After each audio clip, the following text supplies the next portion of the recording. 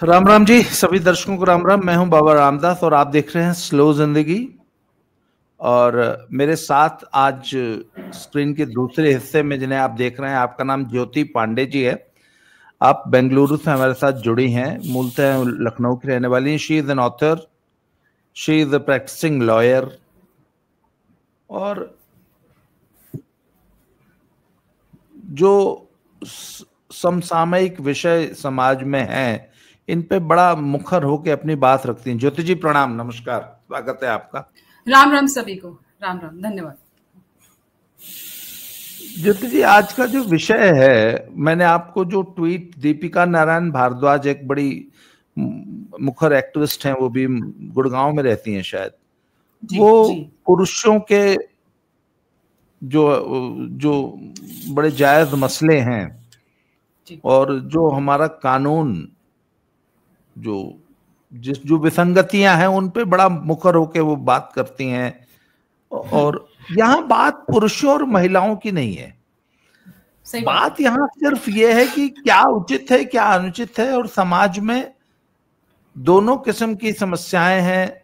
पुरुष भी पीड़ित हैं, महिलाएं भी पीड़ित हैं। और मैं आपको सही बताऊं, मैं महिलाओं का बहुत पक्षधर रहा हूं हमेशा।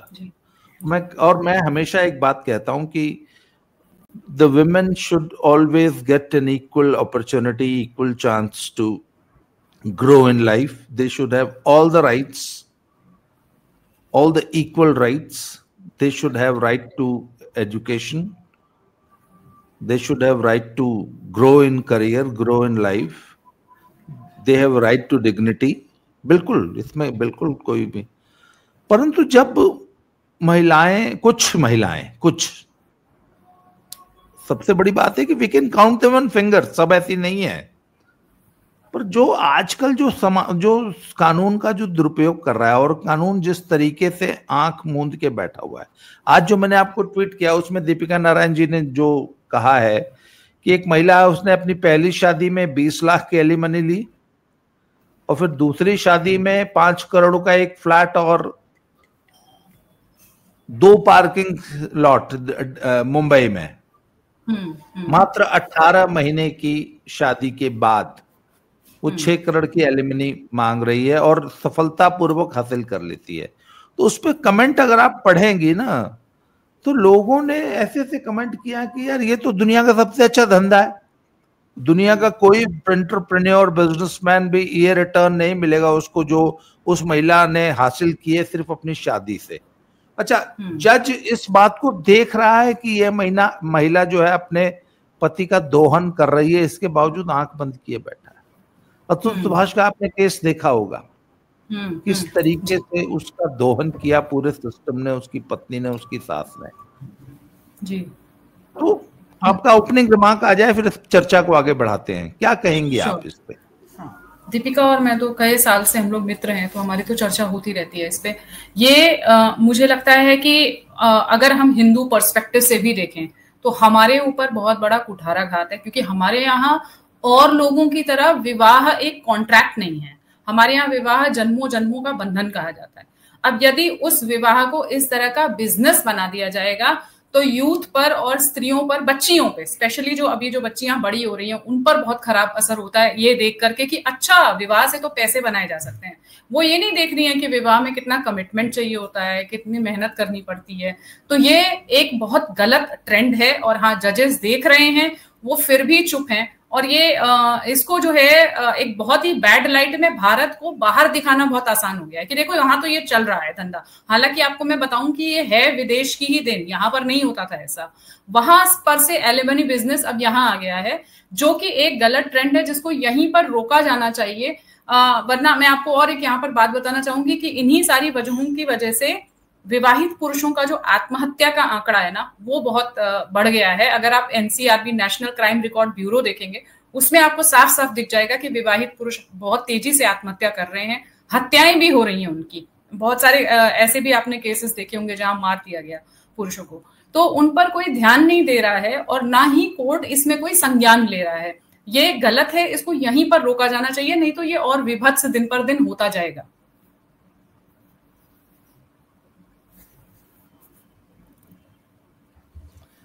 आपकी आवाज, hello, can you hear me? जी जी, yes yes, I can hear you very clear. अच्छा अच्छा, मुझे लगा आपकी साउंड चली गई। अच्छा, नहीं नहीं, पर ठीक है, हम एनसीआरबी का एक आंकड़ा और भी है। आपने कहा भी पुरुषों की हत्या हो रही है, सब कुछ है, वो बात सही है, मैं मानता हूं। पर एनसीआरबी का ये आंकड़ा है कि जहां 7,000 विवाहित पुरुषों की हत्या हुई है, जो कि जिसमें महिलाएं इन्वॉल्व थी, उनकी पत्नियां इन्वॉल्व थी, तो 35,000 महिलाओं की भी हुई है। और लेकिन इसका मतलब नहीं, तो आप सही कह रहे हैं। दिक्कत बस एक ही है कि जहां पर महिलाओं की हत्या होती है, जैसे मान लीजिए कि विवाह के बाद जैसे कि कानून है, दहेज हत्या का कानून है, जहां भी महिला की हत्या होती है वहां के लिए हमारे पास रूल्स हैं, हमारे पास लॉ है, हमारे पास देखने वाले लोग हैं। तुरंत के तुरंत एफआईआर दर्ज होगी, ससुराल वाले अरेस्ट हो जाते हैं। उन्होंने किया है या नहीं किया है वो तो बाद में पता चलेगा आपको, पहले आप अरेस्ट हो जाओगे। लेकिन जहां पर पुरुषों की हत्या होती है या आत्महत्या होती है, हम लोग एक्टिविस्ट लोगों ने कितनी बार जाके थानों का घेराव किया है, तब भी एफआईआर नहीं दर्ज होती है। तो ये एक गलत चीज है। मेरे को लगता है कि इस तरह का कहीं भी कुछ भी हो रहा हो तो इर्रिस्पेक्टिव ऑफ जेंडर जांच होनी चाहिए। ये नहीं कहा जाना चाहिए कि अरे ठीक है, मतलब पति मर गया, हमसे ऐसे कहा गया है, अरे ठीक है, मतलब हाँ, हमको क्या पता कि वो किस तरह से मरा, अरे वो तो बड़ा ही नपुंसक आदमी था जो उसने आत्महत्या कर ली। ये जजमेंट देना जिसकी हत्या हो गई है या जिसने मजबूरी में आत्महत्या कर लिया, ये गलत है, माइंडसेट गलत है। बाकी हत्याएं चाहे वो महिला की जाए चाहे वो पुरुष की जाए, दोनों ही गलत है, जैसा कि आपने कहा था। इररिस्पेक्टिव ऑफ जेंडर ये होना चाहिए कि जांच हो, एक समिति बैठे और इस बारे में कार्य हो आगे। वो नहीं हो रहा है। पुरुषों के जो मुद्दे हैं उनको छोड़ दिया जाता है। नहीं, देखिए, मेरा ये मानना है कि क्राइम इज क्राइम। करेक्ट। करने वाली महिला है या पुरुष है, और ये मुझे लगता है ये बायस जो है ये सिर्फ इंडिया में ही है। विदेशों में तो महिलाओं के साथ भी वैसे ही पुलिस बर्ताव करती है जैसी पुरुषों के साथ करती है। मैंने यहाँ एक, आपको याद होगा, लखनऊ में एक थोड़ी सी मानसिक रूप से डिस्टर्ब एक लड़की थी, वो एक सड़क चलते एक ऑटो रिक्शा वाले को या किसी को जो है वो उछल उछल के थप्पड़ मार रही थी, और उसने 30-35 थप्पड़ मारे। वहां पे लोग जो है वीडियो बना रहे थे जी। वहां पे एक पुलिस वाला भी खड़ा था। लोगों ने उससे पूछा कि आप पुलिस वर्दी में थे, एक महिला एक पुरुष पे इस तरीके से अटैक कर रही थी, आपने उसको बचाया क्यों नहीं? कहता, how can I touch a women? मैं एक महिला को कैसे छू सकता हूं? वहां पे वो कोई महिला नहीं थी। मैं उसको महिला के रूप में स्वीकार ही नहीं करता। वहां पे एक क्रिमिनल था जो कि एक व्यक्ति पर बराबर अटैक कर रहा था और दूसरे आदमी की जान खतरे में थी। अच्छा, एक बात बताइए, पुरुष अगर महिला का वेश धारण कर लेगा, साड़ी पहन लेगा, लिपस्टिक लगा लेगा और वो कोई भी क्राइम करेगा, तो हम इसलिए हाथ नहीं लगाएंगे क्योंकि हमारे पास महिला पुलिस नहीं है? अरे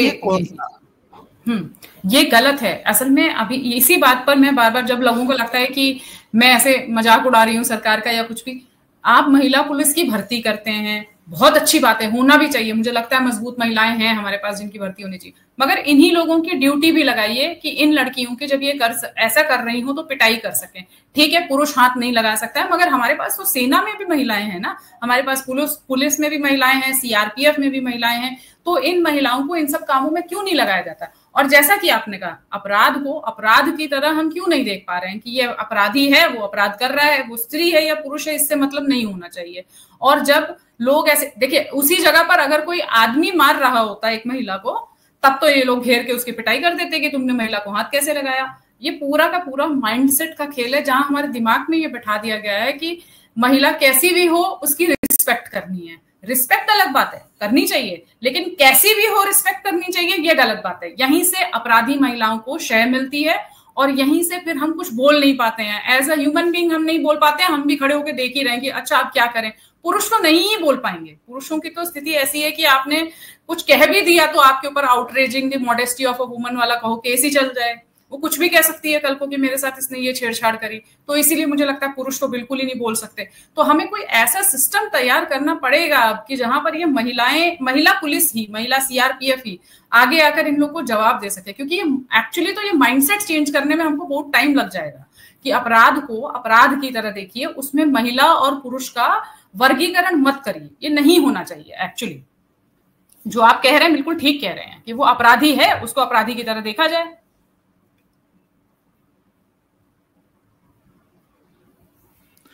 अच्छा, एक और मैं आपको बताऊं कि लड़के ने लड़की से शादी का वायदा किया, नहीं किया, या जो भी था उसके साथ 1 2 3 महीने, साल 2 साल 3 साल रिलेशन में रहा, उसके बाद शादी करने से मना कर दिया। लड़की थाने में गई और उसने जो है उसके ऊपर अलग अलग सुसंगत धाराओं में मुकदमा दर्ज करा दिया कि साहब इसने शादी के नाम पे मुझे झांसा दिया, मेरा दैहिक शोषण किया, मेरा मानसिक शोषण किया और अब शादी से इनकार कर रहा है। शादी के नाम पर मेरा शोषण किया। लड़की लड़के पर ये मुकदमा दर्ज करा सकती है, करा देती है कानून। यही केस अगर लड़के के साथ हो जाए, लड़की ने लड़के का शारीरिक शोषण किया, 3 साल उसके साथ रिलेशन में रही और फिर शादी करने से मना कर दिया, मैं नहीं करती तेरे साथ शादी। लड़का जाके थाने में रिपोर्ट करा ही नहीं सकता। बोला, एक केस आया था मेरे सामने, लड़का गया थाने कि जी मेरे साथ ऐसा हुआ, लड़का और लड़के का बाप, कि लड़की ने मेरा शारीरिक शोषण किया, मेरा मानसिक शोषण किया, मेरा आर्थिक दोहन किया, सब कुछ किया। थानेदार कहता हमारे पास ऐसा कोई कानून ही नहीं है, किस कानून में हम आपको बंद करते हैं? लड़की किसी लड़के का शोषण कर ही नहीं सकती। सिर्फ एक केस में हो सकता है, यदि पुरुष जो है वो नाबालिग हो, अंडर एज हो, तब तो वो कुछ टीचर्स का अपने स्टूडेंट्स द्वारा शोषण की खबरें आती हैं। जी जी जी। ये बायस क्यों है? क्यों आप मान के चलते हैं कि लड़की शोषण कर ही नहीं सकती? ये क्यों? ये कहां का कानून है सब? तो 2012 में इन लोगों ने निर्भया वाले, आपको पता है तब कांग्रेस की सरकार थी और ये पार्लियामेंट में सब शोर मच रहा था, तब निर्भया वाला कांड हुआ था। हम सबको लग रहा था कि सजा कम है, सजा कम है, जबकि मुझे याद है अभी भी सुमित्रा महाजन ताई जी थी, उन्होंने बोला खड़े होकर के पार्लियामेंट में कि भाई आप ये नया लॉ ले आएंगे, उससे समस्या होगी। इन्होंने कंसेंट वाला जो नया जोड़ दिया ना, कि लड़की जो है ये कह सकती है कि मेरा कंसेंट नहीं था। तो अब क्या है कि वो 2 साल रहती है तब भी कहती कि मुझे भड़का दिया, मेरे को नशे का पदार्थ पिला के मुझे जो है हामी भरवा ली, मेरे साथ शारीरिक संबंध बनाया ये बोल करके कि तुमसे शादी कर लूंगा, मुझे नौकरी का झांसा दिया। ये सब इस गवर्नमेंट ने ऐड करवाया लॉ में। अब मुझे ऐसा लगता है पिछले दिनों जब मैं सोचती हूँ बैठकर कि ये बहुत अच्छा बिजनेस बना दिया इन्होंने, क्योंकि अब जो है वो लड़के का दोहन कई स्तरों पर चलता है। तो वो लड़की करती है, फिर पुलिस थाने में होता है, फिर वकीलों के पास वो जब भागता है कि भाई मुझे बेल दिलवा दो, जमानत दिलवा दो, उसमें दोहन होता है। तो ये एक पूरा बिजनेस टेक्निक बना के ये लोग चले गए। यहाँ पर भी लड़का और लड़की कुछ नहीं है, यहाँ पर सिर्फ ये है कि किसी तरह से ये बिजनेस चलता रहे। इनको ना रेप रोकने, इनको ना महिला के विरुद्ध अपराध रोकने से कोई मतलब है, मुझे नहीं लगता। क्योंकि ये मैं कई बार कहती हूं कि रेप जैसे जघन्य अपराध का ये मजाक उड़ाना है कि आपने इतने साल तक उनके साथ रही, अब आप कह रही हैं कि इसने मुझे शादी का झांसा दिया था, अब आप कह रही हैं कि इसने मेरे को नौकरी दिलवाने का झांसा दिया था, मेरे फोटो बना के रख लिए, मेरे वीडियो बना के रख लिए। कंसेंट तो आपका था ही ना, ऐसा तो नहीं है कि आपके कंसेंट के बिना ये काम हुआ होगा। तो ये एक्चुअली रेप जैसे इतने खतरनाक और जघन्य अपराध का मजाक उड़ाना है कि आप उसको भी रेप कह रहे हैं और इसको भी रेप कह रहे हैं। नहीं होना चाहिए, एक लाइन होनी चाहिए कि ये रेप है, ये रेप नहीं है। यही लोग नहीं समझ पाते हैं। और यदि ये नहीं हो सकता है तो इसको जेंडर न्यूट्रल बना देना चाहिए था। फिर लड़का भी तो है, उसका भी तो दिल टूटता है, उसका भी तो दोहन होता है, वो भी तो आकर कह सके कभी कि भाई मेरे साथ ऐसा हुआ। मगर हमारे पास कोई कानून ही नहीं है जिसके तहत लड़का कभी आकर कह सके। वो रो के मन मसोस के रह जाएगा। आत्महत्या के सिवा उसके सामने और कोई रास्ता एक्चुअली बचता नहीं है। जब भी इस तरह की आत्महत्या होती है तो मुझे समझ में आता है कि हाँ, और कोई रास्ता बेचारे के पास था नहीं, यही कर सकता था बस। अच्छा, अब मुझे एक बात बताइए, शादी के बाद डाइवोर्स के नाम पे इस तरह पुरुषों का दोहन, सीधे सीधे एक्सटॉर्शन का रैकेट चल रहा है जी। पुरुष समाज या विवाहित पुरुष या एक लड़का है जिसकी शादी होने वाली है, वो करे क्या? उसके ऊपर यदि ऐसे खतरे उत्पन्न हो रहे हैं तो क्या करना चाहिए उसको? एक तो जो अभी फिलहाल लड़कों ने शुरू किया हुआ है कि अपनी जो प्रॉपर्टी है उसके लिए एक फॉर्म बना देना या फिर गिफ्ट डीड कर देना अपने माँ बाप के नाम पर, ताकि उसकी प्रॉपर्टी बची रहे। उसे अगर ऐसा लगता है कि मेरी प्रॉपर्टी की वजह से कल को ये प्रॉब्लम होगी।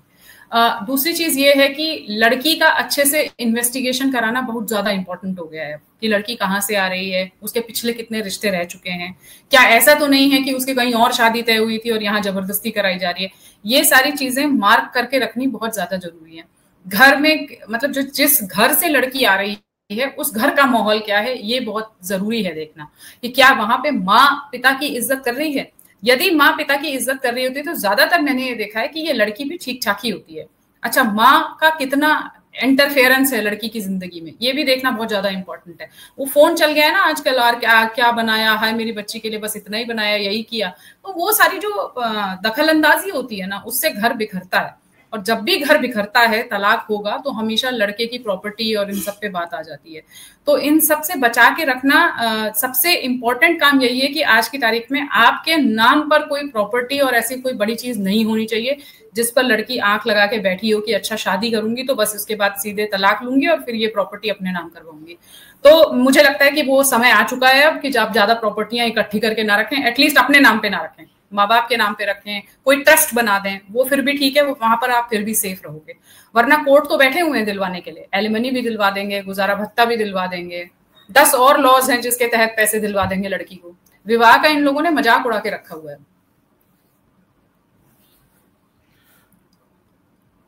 अच्छा, मुझे एक चीज और बताइए आप, ये अभी कोई क्रिकेटर था, उसका नाम नहीं मुझे मालूम, युजवेंद्र चहल नहीं, वो जिसने अपनी माँ के नाम ही सब कुछ प्रॉपर्टी थी, उसके नाम पे कुछ था ही नहीं, तो उसकी पत्नी को एलिमनी में कुछ, हाँ, कौन था? हार्दिक पांड्या। हाँ, उसका क्या केस था, उसने क्या किया था? मेरा बेटा मुझे बता रहा था ये, तो मैं चूंकि क्रिकेटर्स को फॉलो करता नहीं, इसलिए मुझे जानकारी नहीं थी।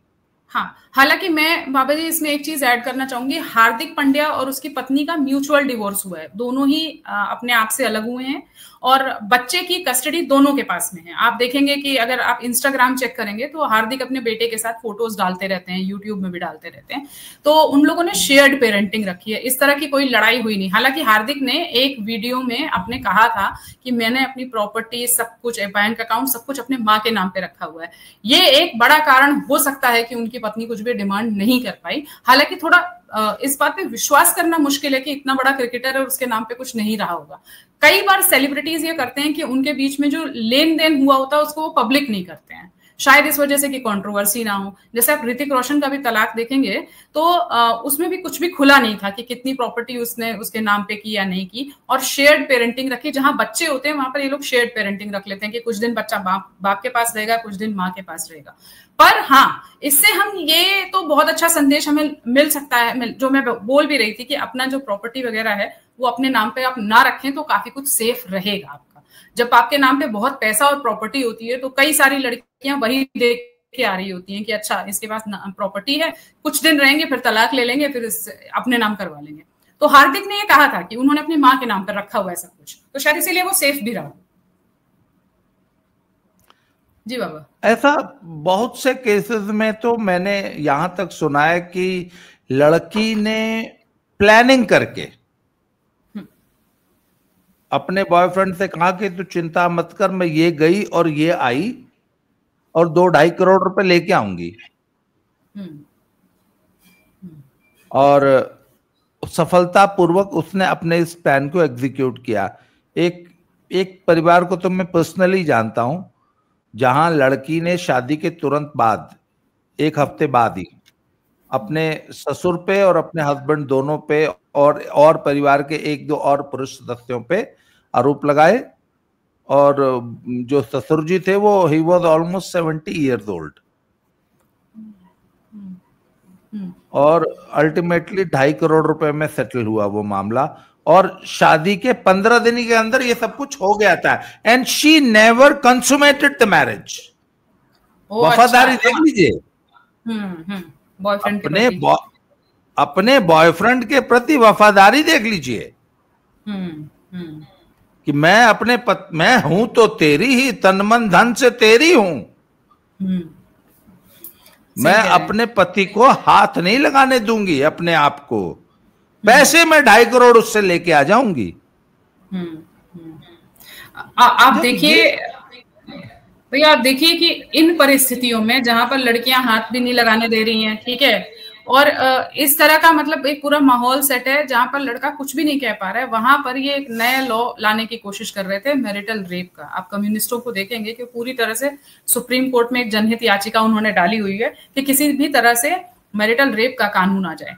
मैं पूछ रही हूं कि ये कौन लड़कियां हैं जो ये सब करेंगी और ये सारी बातें करेंगी जाके कोर्ट के अंदर खड़े होकर। दूसरी बात यह है कि जहां पर लड़कियां मैरिज कंज्यूमेट नहीं कर रही हैं, कुछ नहीं कर पा रही हैं, वहां पर लड़के कुछ भी नहीं कह पा रहे हैं, ना ही कोई ऐसा कानून है जहां पर वो ये बोल सकें।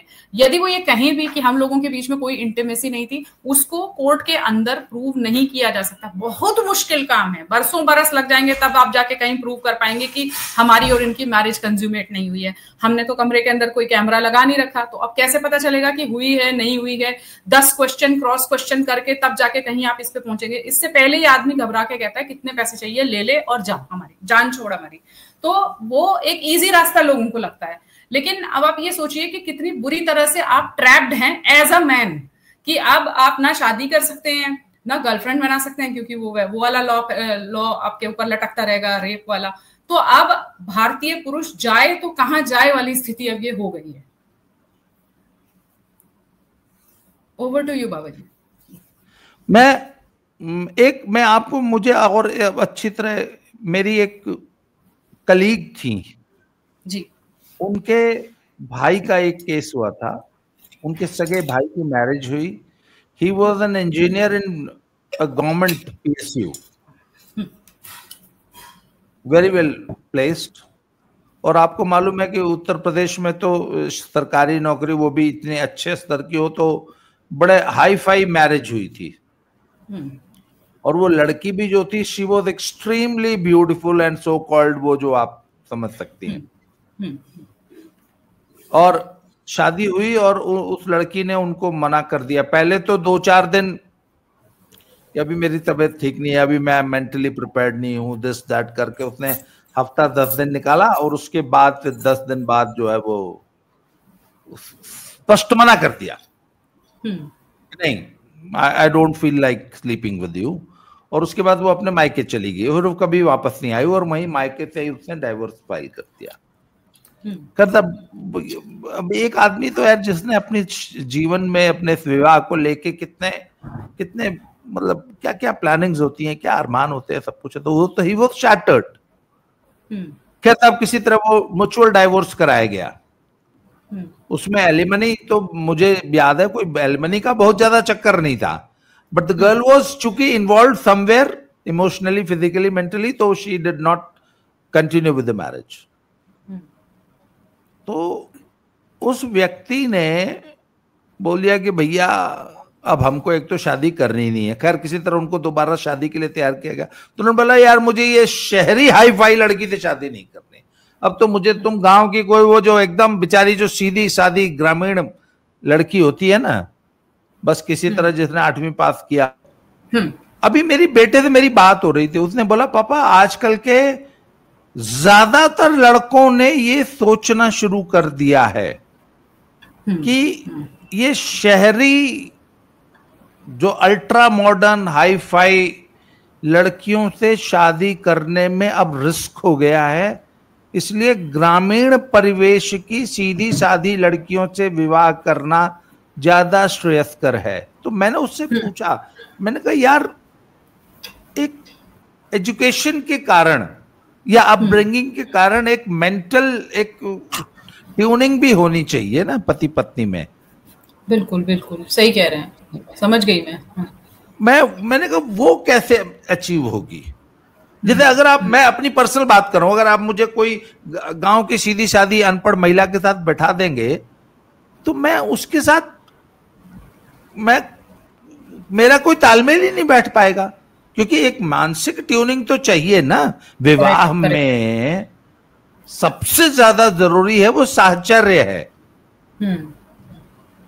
तो आप साहचर्य कैसे हासिल करेंगे? क्या आपका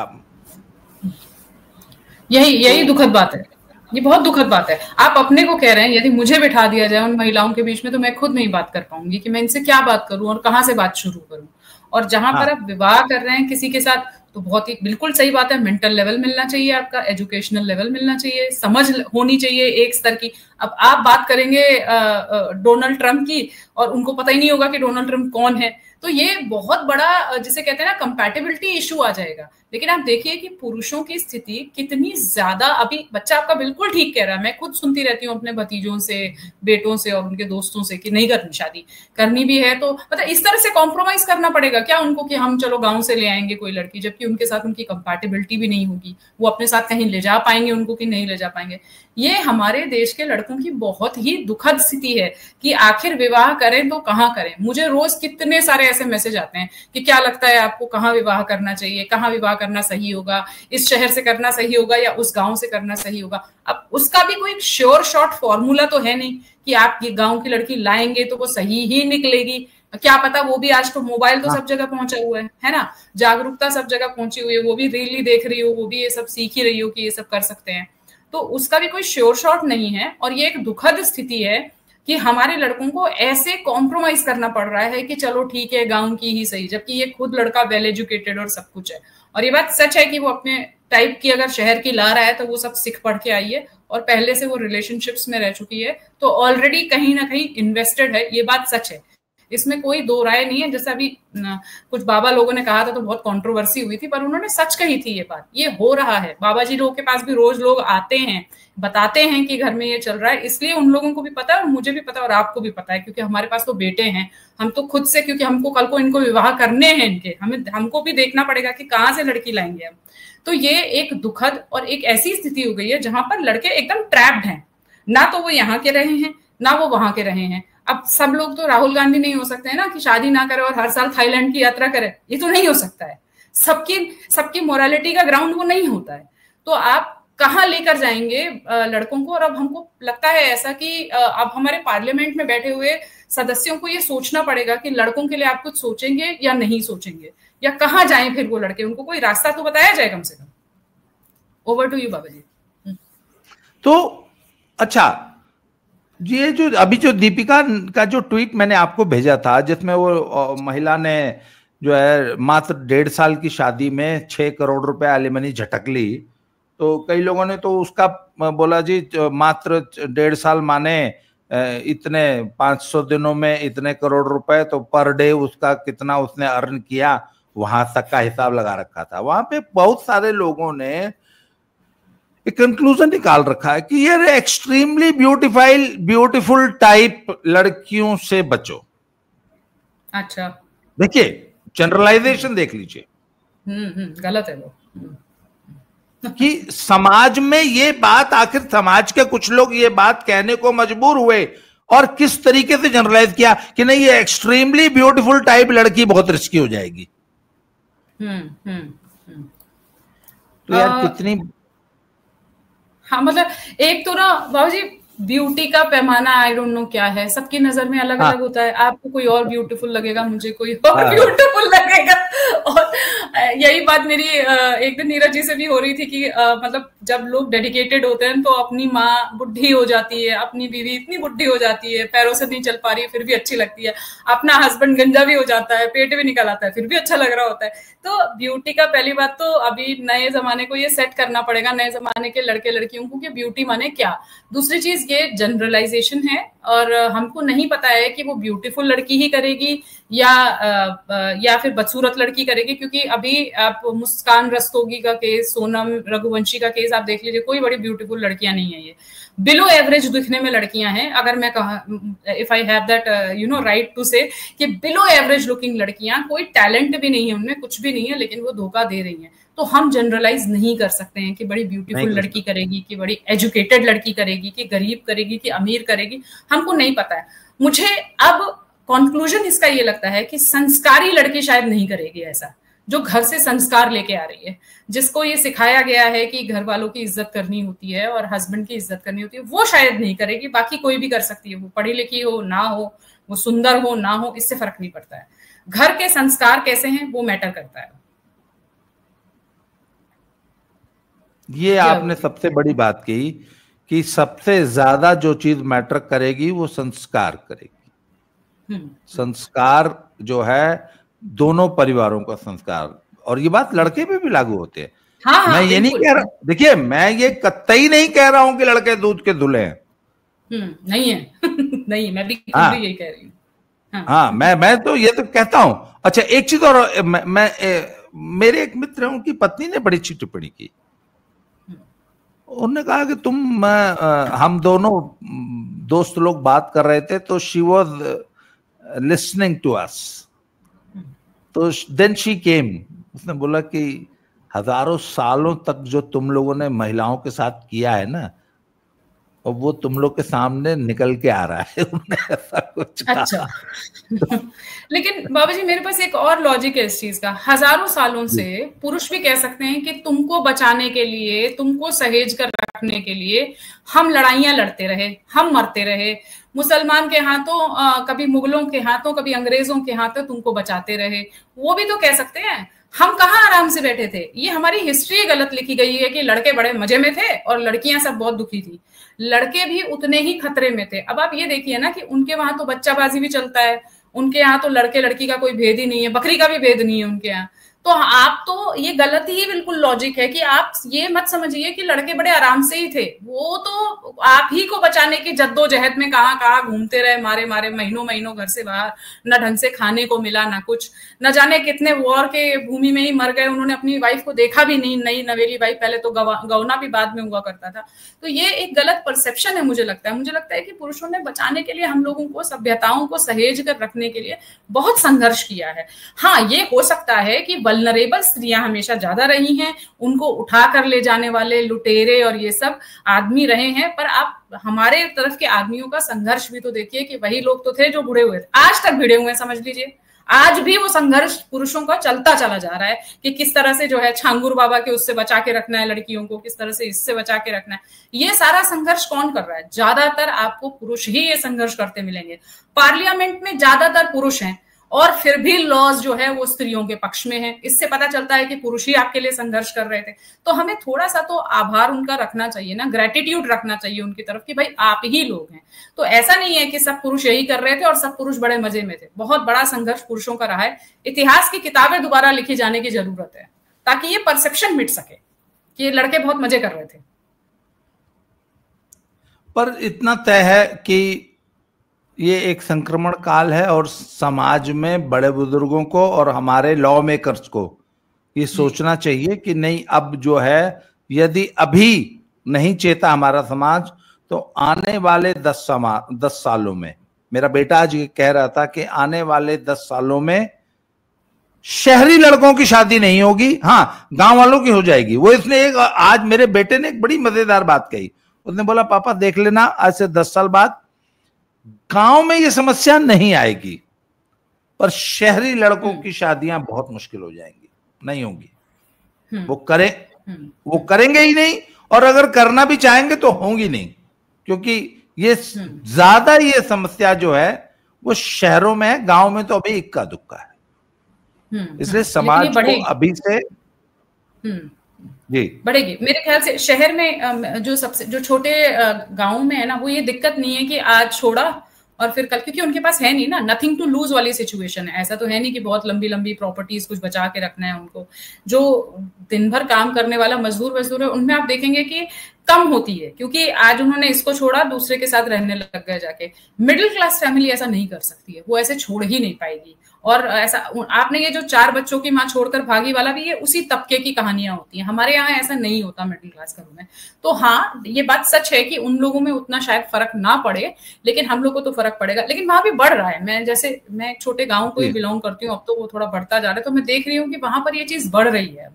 क्योंकि अब लड़कियां जितनी अवेयर हो रही हैं, उनकी अवेयरनेस ना समहाउ वो नेगेटिविटी की तरफ ज्यादा है।